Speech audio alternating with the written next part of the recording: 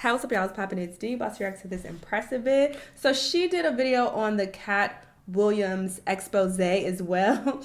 But I did skim through it, and she does show a few more additional clips in this vid than was in the video that I reacted to yesterday. But primarily in this video, she's showing receipts of these comedians shading Katt Williams in the past. So from that video I reacted to yesterday, it was clear that he was basically responding to a lot of shade that was thrown his way. So he was kind of defending himself, and then he was dragging them in the process.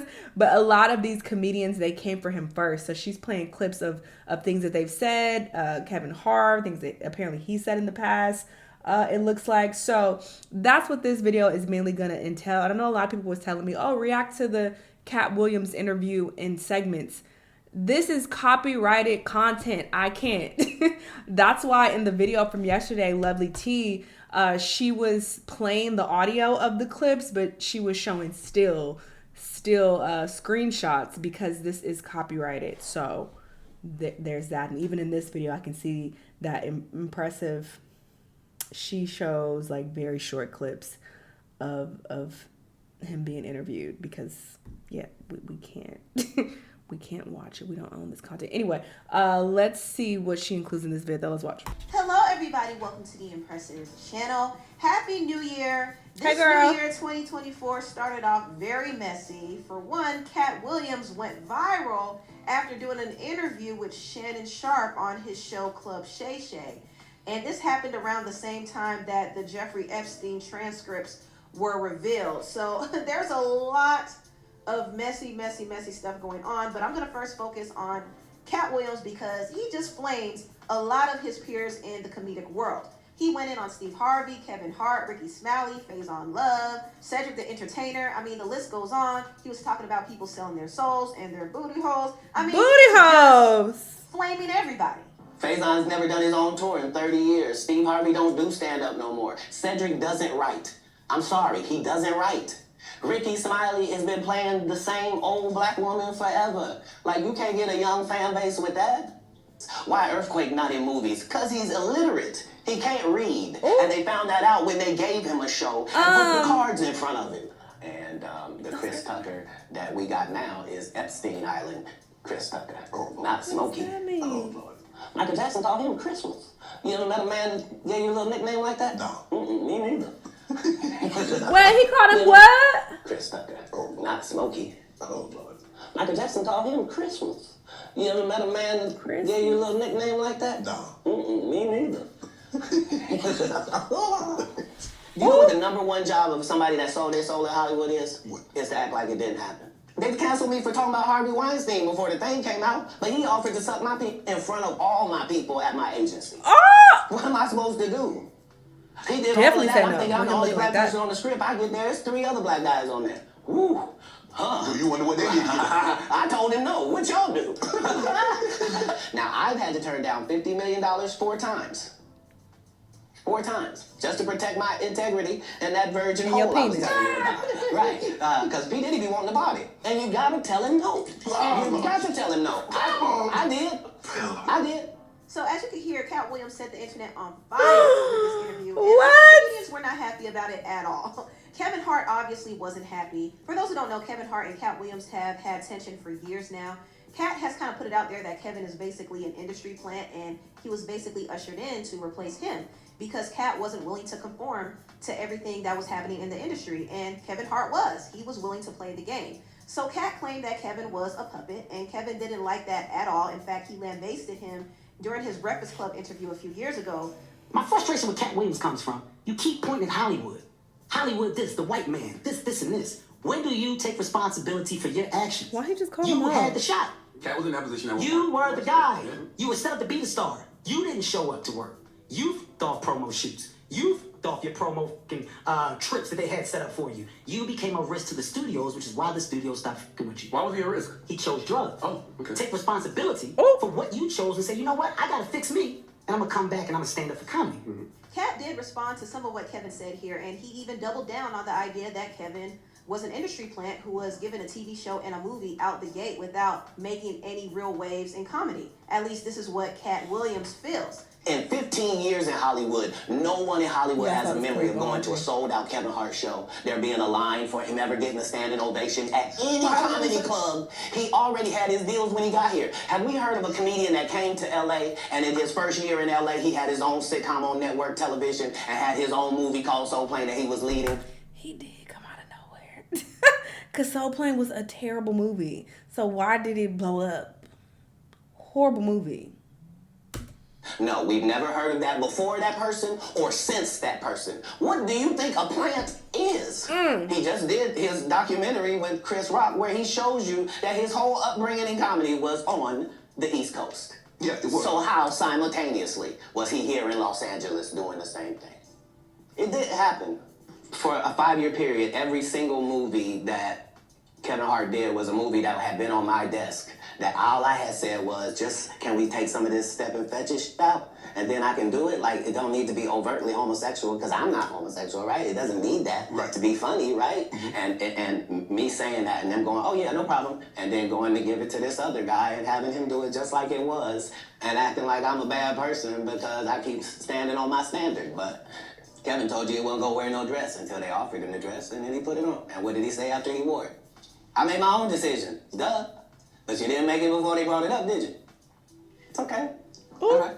Now, Kevin Hart did respond, but he didn't go in like he did on The Breakfast Club. He just said, gotta get that anger about you, champ. It's honestly sad. In the meantime, please enjoy my movie trailer to my next film, Live, which will be dropping on Netflix in 8 days. No. There is a moment in the trailer where Gugu says they really love you. Now, I know she's talking about Katt. Mark your calendars, world. This one is special. Absolutely. Katt also went in on Cedric the Entertainer. He didn't like the fact that Cedric tried to act like he didn't steal one of his jokes from back in the day. And Katt said he gave Cedric a pass after he apologized, and things were all good, but Cedric went on Club Shay Shay, and he tried to downplay Katt again, and this is what made Katt upset. Well, you and Katt, Katt said you stole one of his jokes. Yeah, like, it was ridiculous. You know what I mean? It was like the idea of the joke that he was even talking about. It don't even match up with no timeline. Yeah, what this brother's talking about, that joke is over 30 years old, close to 30-something years old. I did Kings of Comedy in 1999. Probably have been doing that joke 6-7 years before that. I don't even know if Katt was doing comedy then. Cedric told you when you asked him, did you steal Katt Williams' joke? Yeah. He said, it don't line up. What doesn't line up?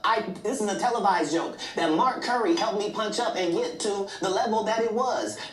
Yeah, we saw this yesterday. I had already done this particular joke. He comes backstage. He tells me what my do nothing. Right. We found out he can't sing, can't. Yeah, we saw that. As well.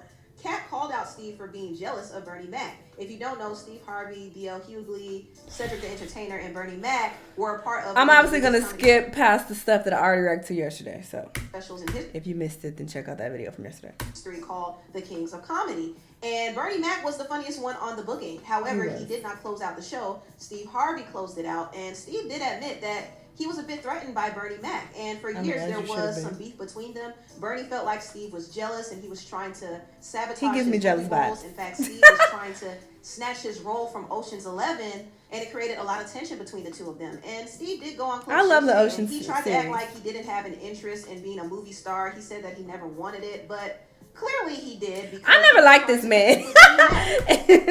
If y'all recall, I've mentioned this before. I've reacted to, videos of him, and I've always said that he was my least favorite Family Feud host.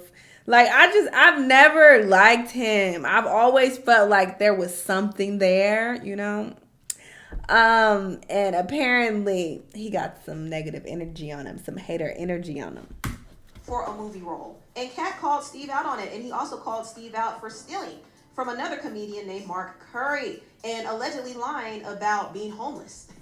The same Steve that went to go watch Mark Curry do his whole sitcom and then stole everything Mark Curry had. Now Steve got a sitcom where he the principal and he wear a suit and then he gets this high top fade, making all black men think he got the best lineup in the business. Thing. I didn't want to be a movie star. For a country bumpkin, you would have to have a range. This is like Steve Harvey telling people he used to be homeless. That's my story. That's not his story. Steve Harvey was never homeless. When Mark Curry was touring with him 25 years ago, he was making $3,000 a show in cash and doing 5 shows a week. They just tell the stories. Thanks to my wife, I'm where I am. You said that about the first wife. You forget that? You told us it was her. Then you went and married somebody else that think like a man. Do you consider yourself a king of comedy? Where did Katt No, Williams? they consider that. Oh, like when after Bernie left, them same three guys I'm telling you about, the kings, Yeah. right? Because DL is the greatest. There's no DL slander gets tolerated. But they came to me. I was supposed to be the fourth king. I got the offer, Then what but I happened? turned it down. Why? Because you shit on Bernie, and I know the truth. You think I'm gonna let you shit on Bernie and then come get me? I'm the next king? Fuck you. Why? Because the whole time Bernie was here, you was acting like you was funnier than him. You stop it. That man was funnier than all of y'all, and y'all thought y'all had one over on him. You thought he was black and ugly, and you were good looking, and he couldn't make it. Who was good looking? Who? Maybe this man on the side, but I don't know. I don't know who the fuck that is. But who? I know the fuck y'all didn't think that. And I know you really didn't think that. And that ain't the way comedy works. The king is the funniest. Imagine him coming to tell you another story where he got so big and it was Bernie and them's fault because they wanted to be movie stars. You called Ocean 11 to get that this part. What do you mean you didn't want to be a movie star? Oh. So on the behalf of Bernie, I would have to say what I have to say. Katt Williams also went in on Rickey Smiley. Rickey also did an interview on Club Shay Shay, and he said that he was supposed to play the character Money Mike in Friday After Next, and Katt was supposed to play Santa Claus. However, at the last minute, they switched roles. But Katt is saying that that was a lie. It didn't happen like that. You were originally supposed to play Katt Williams' character. Yes. And Katt Williams was supposed to play my character. This man told you he had Katt Williams' role. Kirk didn't ask him a man to save their life. It is sad. He was just that bitter when we were shooting it. He told everybody, we play Money Mike. Rickey Smiley did respond to Katt, and he did clarify that, yes, he auditioned for Money Mike, and he and his team got the impression that he actually was casted for Money Mike. However, that wasn't the case. They went on to do more auditions, and they found Katt Williams. Rickey ended up getting the Santa Claus role instead. I went out to audition for Friday After Next as Money Mike, not the Santa Claus. And that is the honest God truth. It was Money Mike. And Okay, well, say that you auditioned, but you didn't get it. But that ain't what you told Shannon. You told Shannon that you was originally supposed to play Money Mike. And that gives off the impression that they casted you for the role. When that's not what happened. You wanted the role, but it was never given to you. That's what Katt's saying. And everybody saw something different. I guess when Katt Williams did it, they added the whole pimp twist to that character, which was actually a better decision and made it funnier. You were auditioning for Money Mike. We were told you had the role, and then that switched up overnight. Rickey Smiley also addressed the comments about him dressing up as a woman in some of his roles. Katt took a jab at Rickey and said after they did the movie Friday After Next, they both partook in the movie First Sunday, and Katt said that in his contract, he wanted Rickey to wear a dress because he felt like he shined the most when he acted like a woman.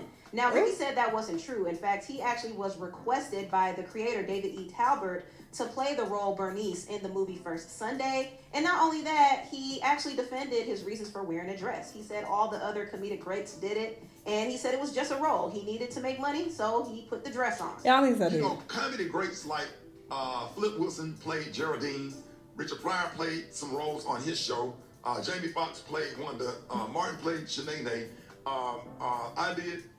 But these are all black people though, and the people who do have an issue with these comedians wearing dresses, their stance is that they're trying to feminize black men, and they're saying that they don't usually make white comedians wear dresses nearly as much. Of course, there are exceptions. You know, Mrs. Doubtfire. That's all I got. I'm sure there are others, but you know, people's point is that they're always making the top black comedians wear dresses, and you know, they're trying to feminize them. They're like, oh, the top white comedians, they don't have to put on dresses.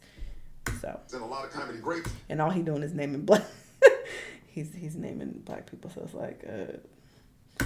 That did characters. For the sake and of yeah, it is kind of interesting though, because it's like, yeah, literally all of them: Kevin Hart, Martin Lawrence, Chris Rock, like Jamie Foxx, Richard Pryor. I didn't even know about Richard Pryor. Like literally all of the top black comedians wore dresses, pretty much. So I do think that is interesting because it's like, what is that about?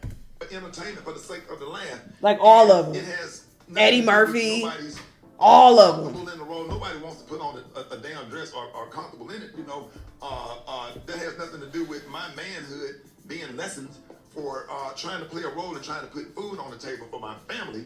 Now, Katt does have a strong stance against heterosexual comedians wearing dresses. He feels like they're not doing it out of their own free will. They're doing it because they're required to. And he just didn't want to do it. And he felt away when Martin Lawrence reached out to him and asked him to wear a dress for their second movie, Big Mama's House 2. Martin tried to put me in my first dress. Why would that even... When he had to go on his hiatus, he tell me, Katt, when I come back, I need you. You my young partner, you my brother in comedy. When I come back, just promise me that my next movie, it'll be me and you. We gonna do it together. You know, we get in that office and this fool pull out Big Mama's House 2.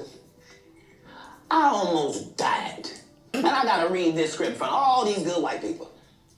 Where this nigga want me to get in a dress with him. And I'm literally saying to everybody, why is he in a dress again? You already played the old lady as an FBI agent. We can play anything now. We can be playing the dog catcher in this Facts, when you think about it, yeah, that was... It didn't even require Martin Lawrence to wear the dress again. That is kind of strange because in the movie, like, yes, he was only doing that for that particular case or something like that. From what I recall, I haven't seen that movie in a really long time. But yeah, so I was like, why are you still pretending to be Big Mama when the case is over?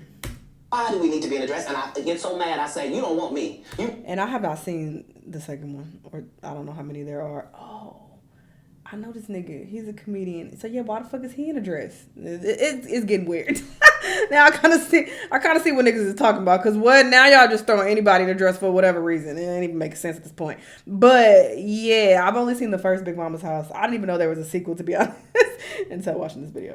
Well, Brandon T. Jackson. And that's who they went and got. Twice I said it, they went and got. This interview was crazy. And you know what's interesting is Brandon T. Jackson said that he actually regretted playing this role because he felt like it ruined his career. But the whole dress bit was already overdone. Did it? Because I didn't. It was like it was hacky, you know. And I did it purely for the money and to work with Martin Lawrence. Only Katt Williams. Katt Williams was trying to always say, Brandon don't wear a dress. He called you, or is this? No, he was saying it in the media, so I thought he was heckling me. He was really trying to help me at the time. I didn't know that. I believe it was a curse that went with that personally, because nothing went right since then. Everything went wrong when I put on that dress. Now, Katt Williams also went in on Faizon Love. Now, Katt and Faizon don't get along at all. They were cool at one point, but they fell out over so many issues, and Faizon claimed that he was owed $50,000 from a tour that he did with Katt Williams, and also he said Katt was throwing shade at him, and he pulled out a gun on him, but the gun didn't have any bullets, and he even tried to send Suge Knight to take him out, which is crazy. I mean, it was just a mess, and Faizon and Katt have been throwing shade at each other. Faizon even said that Katt was the most overrated comedian of all time. When it comes to comedians, right, who would you say is the most overrated comedian of all time? Katt Williams. What great has he done since Pimpin' Chronicles? Why you hating? Now, when Katt heard his, he did not miss the opportunity to respond. That's what I'm saying. If you're a Faizon Love fan, you mean you've been a fan of him for 32 years, you still waiting on him to do his first special? You can't just be Faizon in every movie. Like, you just gonna take your shirt off on every movie? Like, why does it say that in your script? Man, let Big Worm live. Let him breathe. You have an unnatural allegiance to losers. It's not like you. No, I ain't got no allegiance to the man. But you gotta admit the role that he played. Big Perm and Friday Night. You gotta give him credit for the role. Now, come on now. Let me ask you a question. Yes. If what you're saying is correct, why wasn't he in next Friday or Friday after next? I mean, his role, it wasn't good. It expired. Sorry. Faizon responded by posting footage of Katt getting beat up by a boy on a playground. I remember this. I don't know if y'all remember this, but this was wild. School. Like, it's weird. He just has a weird life. But one thing about him is he's going to go viral for saying some stuff. Like, Katt will always set the internet on fire with any interview he does. And this interview is no different. Everybody is talking about it and everybody's responding. Even Tiffany Haddish. You know, he mentioned Tiffany Haddish for not doing a stand-up at the Comedy Store, which was a very prominent club where a lot of black comedians made their debut. Tiffany responded to this and said, "I'm not mad. I just wish he would get his facts right about me. Dang, I guess I will send him a reminder text. But are we sure that is Katt Williams? He looks a lot like Charleston White." Now, Tiffany knows better than to come with a weak joke like that because Katt is only going to flame her some more. But anyway, Katt not only came for Tiffany, but he also came for Michael Blackson. Apparently, Katt Williams does not like Michael Blackson. Michael actually made a joke about him smoking crack, and Katt did not take too kindly to that comment because Katt has always been very firm on saying that he doesn't do drugs. The only thing he does is smoke. I don't like him either, to be honest. I feel like he fed too much into the whole African joke situation. And he just ran that into the fucking ground. That was he's a one-trick pony. That's his go-to. So that never really sat well with me. I was just like, okay, what else you got? Like I never felt like he was actually funny. I just feel like he would play himself. And I feel like he was kind of an embarrassment to the African community. Which is my opinion. According to him. So he didn't like that comment, and Michael said that he was joking, of course. He told Cam Capone News that he never saw Katt smoke crack, so he was just making a joke. But still, Katt never forgot it, and it was very apparent that Katt was not feeling Michael at all, especially when they did that Wild 'N Out episode together. I want to know what's shorter, you or my scene next Friday. All of your scenes are small. He does not I don't like like it. And he doesn't like you either. Most comedians don't get booed enough. This is how you end up with a Michael Blackson, who's a real African doing a fake African accent. Okay, well, don't. This guy is mad at me. All I did was give him the best advice of his life. Remember, he was wearing dirty dashikis, and I told him he needed to dress to be in the position that he's trying to say that he's in. And if you're the African king of comedy, sir, there's actually comedians in Africa doing comedy. If you're going to say that, you got to go to Africa and get a school, dude. Everybody got, you got to put in some work. Or stop trying to make a mockery of being African. That's just what I feel like he was doing. And these guys, they take my advice, they change their whole persona, and then they hate me for it. Michael Blackson responded to Katt and said, Katt Williams is definitely top 10 comedians of all time and top 5 alive, but we all have to agree he's not the Katt of 2005. I can't believe this lying, dehydrated leprechaun said, he told me to build a school. LMAO, I only built a free school so the kids can whip your tail for free, mother sucker. Katt Williams is a very smart retired at 10, He took shots at the top 10 comedians alive today so we could all respond and make him relevant again. Never been booed ever, but I've watched Katt get booed in 2 cities. Cincy, and I forgot the other city. Cincy is short for Cincinnati. Effed up is Cincy is where he's from. It's effed up when your own people booze you. I'm so confused. I'm African with a fake African accent. My accent had me roasted every day in school and in the comedy clubs in America, and I wish I could get rid of it. Even my Philly accent is fake. I guess the only real thing about me is my geek. What is wrong with Michael Blackson, man? And you know what, Katt Williams... Even this, and you trying so hard to force this accent in the tweets, it's just weird. I don't care for him. He didn't just go in on the comedians. He was going in on everybody. He went in on Jonathan Majors and called this him get ugly. up, Katt. First of all, they went around the world for 2 years straight telling any women that would listen that this was a good-looking Negro. Mm-hmm. Since when? When did y'all start liking a big nose? And when did y'all like a little head and a big jaw? When? Since when? That look like my daddy. When you start liking my daddy? You like black people's features like that? If this ugly nigga is good look. Why are you roasting this? Why that? Okay, everybody else, I understand. The receipts are provided. They came for you first for the most part. But this man is already going through... He's already going through enough. Why did you have to start roasting him out of nowhere? He is not cute, though. And I said this recently in a video. I said I saw him on Creed 3 and his body top fucking tier. Top tier. But that face... And it's not even about him having African features. I find a lot of African men attractive. I'm dating an African right now. Anyway, but he's just not cute. It's not his features. He's not cute.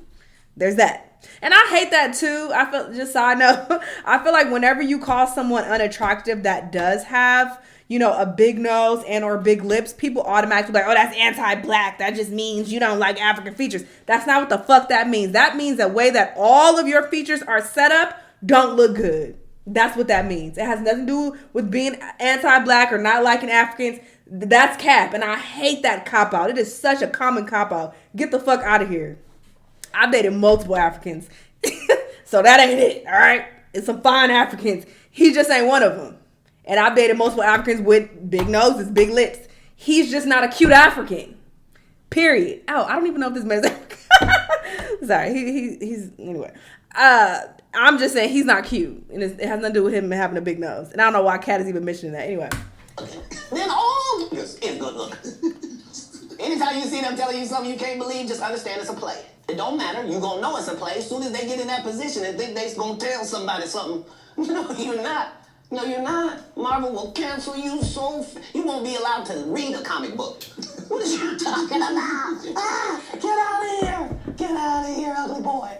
Not ugly boy. I mean, he called out Kanye was his ex-wife. Oh Kim my Kardashian. God. What do you expect? The guy married a whore. Like, what? Oh, Lord. Like, He also called out Ludacris's wife for no reason. In fact, What? he was telling the story how he and Ludacris went to this Illuminati meeting. I mean, this is Katt Williams' words, not mine. But he was alleging that they His had wife to do is certain gorgeous, so things, you like capping. change their appearance and shave their hair and sideburns. Exodus They or wanted to whatever be her part name of the Fast is. and She's Furious really franchise. pretty. They ended So up he's choosing lying. Ludacris, and once he got up Am in I the thinking about ranks, the right person? he basically married his current wife. And Katt has this theory that a lot of these black entertainers marry this.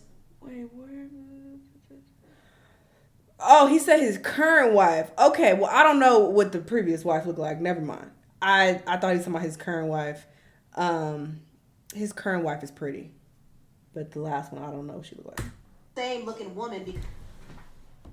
Lisa Wu is with Rickey Smiley now? Is that Lisa Wu? Because they're told to do so. Ooh. no, so there was a crossroads where we were both invited to an Illuminati thing. One of those persons turned out to be Ludacris, and the other person turned out to be Katt Williams. Now, one person ended up with a light-skinned, ugly-faced wife that's never done it. Remember I told you that if I... No, I think she's... this is a bad picture. This is the wife I was talking about that I think is pretty. This is a bad photo. Her jaw looks very strong here. But the pictures I've seen of her, she was pretty. Say that it applied to 7 people. It's part of what they give you. If you sign up for their program, you get a light-skinned, weird-faced wife that never do an interview. Listen, in 20 years, won't do an interview. Nobody's ever talked to her, and then she's never been interviewed anywhere. And now, understand, I'm not talking about one person. What I just told you applies to 7 people. How they all end up with that. That's part of what you get. Katt Williams is so messy, y'all. He is so messy. This interview was entertaining. I'm not going to lie. I laughed so many times throughout this interview. But I can also be honest and say, you know, Katt Williams does exaggerate a little bit when it comes to certain points. Not to say that he's not truthful on other points, but there are times when he does stretch the truth a little bit. And a lot of people he called out weren't really feeling what he had to say. I mean, even Ludacris responded to him and dropped a freestyle. It's never been a Illuminati, only a Illuminati, and I only left with bitches when coming from any party. Now I was married with kids, the evolution of life. Never been a crowd chaser, never say likes. R.I.P. John Singleton. You never have to flex when you earn every one of your Fast and Furious checks. Afro with the sideburns, yeah, that's my signature. Addictions on the rise, comedians check your temperature. That was Luda's response, and you know what? It never ceased to amaze me how much of a rise Katt gets out of people. Yeah, I think he has an responded. amazing Jesus. gift where he could just capture anybody's attention, and this interview did just that. It exploded on the internet, and I honestly think part of the reason why it exploded is because they want this interview to overshadow the Jeffrey Epstein list, and I'm going to wait till more names come out on that list before I talk about it in another video. But since Katt was trending for the last couple of days, I wanted to talk about this. And I think Katt is genius because I do know that he currently is doing a comedy tour.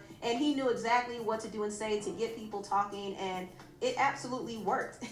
Anyway, tell me what y'all think about this. Oop. Yes, impressive. She came with it, okay? She filled in all the gaps that were missing from the last video I watched, provided way more insight, more receipts. I appreciate that. I understand why Katt said all he said at this point because damn near every last one of these people spoke on him first. They all had something negative to say about him. So he just came and, you know, talked his shit. So, you know, it is what it is. But yes, this was very entertaining. I don't know why he threw Kanye and Kim in there and Jonathan Mayers. He got messy at the end for sure. But I was very entertained. Y'all let me know what y'all think, though. Let me know what other videos you want to watch, and I'll see y'all on the next one. Bye.